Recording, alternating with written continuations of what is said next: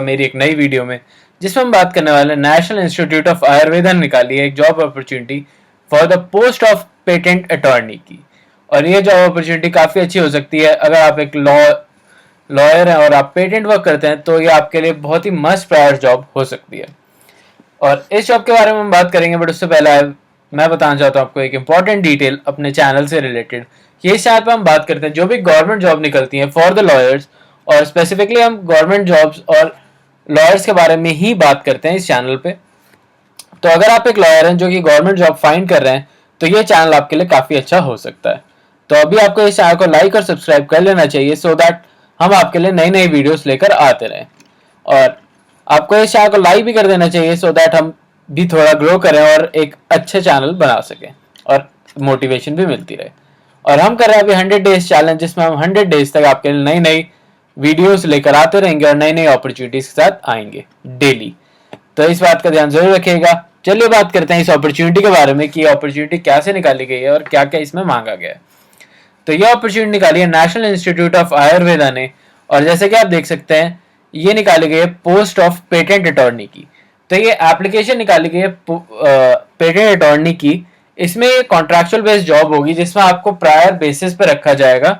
Temporary period के लिए 6 month के लिए रखा जा रहा है, और 6 मंथ के बाद आपको, अगर आपका काम अच्छा होता है, तो ये आपका जो पीरियड है उसे एक्सटेंड भी कर सकते हैं या फिर परमानेंट भी हो सकता है। तो इन बातों का ध्यान जरूर रखिएगा इस अपॉर्चुनिटी को भरते हुए। और अगर हम बात करें इस अपॉर्चुनिटी की, तो इसमें आपको आईपी लॉ की जितनी नॉलेज होगी उतना आपको प्रेफरेंस दी जाएगी। चलिए देखते हैं कि इसमें क्या क्या चीज़ें मांगी गई हैं। अगर हम देखें एसेंशियल क्वालिफिकेशंस में, तो इन्होंने क्वालिफिकेशन में ज़्यादा कुछ नहीं मांगा है। इन्होंने क्वालिफिकेशन मांगा है आपके पास डिग्री होनी चाहिए लॉ की किसी भी रिकॉग्नाइज यूनिवर्सिटी से। अगर आप BA, LLB या LLB की कोई भी डिग्री है और आपकी यूनिवर्सिटी रिकॉग्नाइज्ड है, तो आपको इसमें एलिजिबल हो जाते हो आप इस अपॉर्चुनिटी के लिए।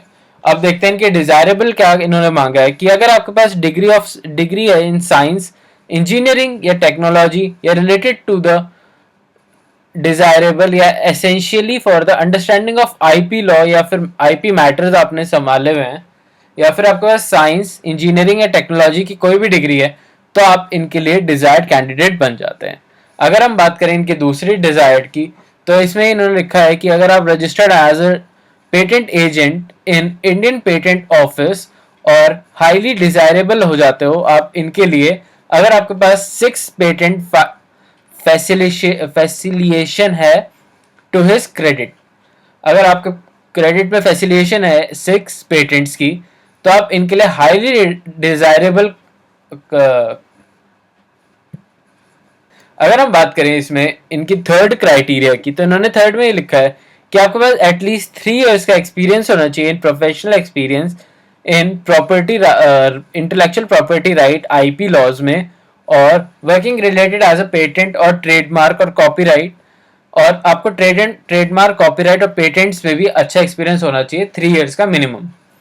और अगर हम बात करें इनके लास्ट में, तो इसमें knowledge of Ayush systems and genuine interest in the position. अगर आपके पास जेन्युइन इंटरेस्ट और आयुष सिस्टम में अच्छी नॉलेज है, तो भी आपको ये आपको प्रेफरेंस प्रोवाइड करेंगे। अगर हम देखें कि इनकी मंथली ये सैलरी कितनी, रेम्यूनरेशन कितनी प्रोवाइड करा रहे हैं, तो ये 75,000 प्रोवाइड करा रहे हैं एज अ रेम्यूनरेशन और सैलरी। अब हम बात करते हैं कि इनका लास्ट डेट ऑफ एप्लीकेशन क्या है। तो इनकी लास्ट डेट ऑफ एप्लीकेशन है 10 सितंबर 2024, और आपकी एज लिमिट इसमें दे रखी है 50 ईयर्स। अगर आपकी एज लिमिट 50 ईयर्स से कम है, तो आप इस अपॉर्चुनिटी के लिए एलिजिबल हो जाते हैं। और जैसे कि बात करी जाए रिलैक्सेशन की, तो इन्होंने स्पेसिफिकली रिलैक्सेशन दी हुई है फॉर अदर कास्ट के लिए, SC ST OBC PWD EWS, इन सब कास्ट के लिए इन्होंने रिलैक्सेशन प्रोवाइड कर रखी है। डिस्क्रिप्शन में दे दूंगा, वहां से जाके भी रिलैक्सेशन और काफी बाकी चीजों के बारे में अच्छे से पढ़ सकते हैं। अब मैं बताता हूँ आप इसे अप्लाई कैसे कर सकते हैं। तो इन्होंने एप्लीकेशन फॉर्म यही नीचे दे रखा है, और इसमें स्पेसिफिकली आपको 3 चीजें तो अच्छे से और ध्यान से भरनी है, जो कि आपकी ईमेल आईडी, आपका फोन नंबर और आपका एप्लीकेशन नंबर। इन तीनों चीजों को आपको बहुत ही अच्छे से भरना होगा, सो दैट आप आपकी सिलेक्शन भी इसी बेसिस पे होगी। इन्होंने साफ साफ अपने फॉर्म में लिखा हुआ है नीचे कि अगर भी इन्होंने कोई भी इंटरव्यू कंडक्ट नहीं कराना है, जो भी आपका सिलेक्शन होगा वो इस एप्लीकेशन फॉर्म के बेसिस पे ही किया जाएगा। तो इन बातों का ध्यान जरूर रखिएगा कि एप्लीकेशन फॉर्म आप काफ़ी अच्छे से भरें और आप कॉपी इस एप्लीकेशन फॉर्म में जो भी डॉक्यूमेंट्स मांगे गए हैं आप उनको एक सेपरेट फाइल बना के आपको इन्हें कुरियर करना होगा, और साथ ही साथ उसकी एक सॉफ्ट कॉपी भी बनानी होगी जो कि आप मेल कर सकते हैं इन्हें।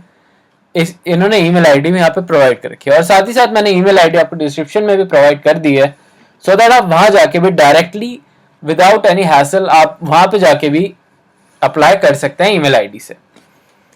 तो आई होप आपको ये वीडियो अच्छी लगी हो, और अगर आपको कोई भी प्रॉब्लम आती है इसका फॉर्म फिल आउट करने में, या फिर कोई भी प्रॉब्लम आती है ईमेल भेजने में, या फिर कोई भी, तो आप मुझे ज़रूर कांटेक्ट कर सकते हैं मेरे कमेंट्स बॉक्स में, सो दैट मैं आपको रिप्लाई दे सकूं। और अगर हम बात करें इसमें एप्लीकेशन फॉर्म में आप क्या क्या चीज़ें और भरनी है, तो एप्लीकेशन फॉर्म में अगर आप ईमेल कर रहे हैं तो जब आप ईमेल करेंगे तो ईमेल आईडी आपको नीचे मेंशन कर रखी है डिस्क्रिप्शन में, और ईमेल की सॉफ्ट कॉपी लगाने के बाद आपको उसकी जो भी हेडिंग लिखनी है वो लिखनी है application for the post of patent attorney by registered speed post on और बिफोर लास्ट डेट। ये आपको इसमें लिखना होगा एज अ सब्जेक्ट।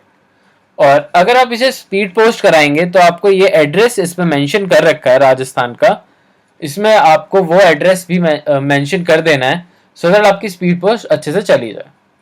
और जैसे कि मैंने आपको बताया इसकी लास्ट डेट 10 सितंबर है, तो उससे पहले ही आपको इसको स्पीड पोस्ट करा देना है। सो आई होप आपको ये वीडियो अच्छी लगी हो और यूजफुल लगी हो, और अगर अच्छी लगी चैनल को लाइक और सब्सक्राइब अभी कर लीजिए। और I am again reminding you कि हम कर रहे हैं 100 डेज चैलेंज, जिसमें मैं आपके लिए 100 डेज तक नई नई अपॉर्चुनिटीज़ और नई नई जॉब अपॉर्चुनिटीज़ और नई नई वीडियोस लेकर आता रहूँगा। तो अभी आपको इस चैनल को सब्सक्राइब कर लेना चाहिए, सो दैट आप कोई भी अपॉर्चुनिटी मिस ना कर दो। मैं मिलता हूँ आपसे फिर से एक नई अपॉर्चुनिटी और नई जॉब के साथ कल, और अभी के लिए बाय, और मैं आपसे मिलता हूँ कल फिर से एक नई वीडियो के साथ।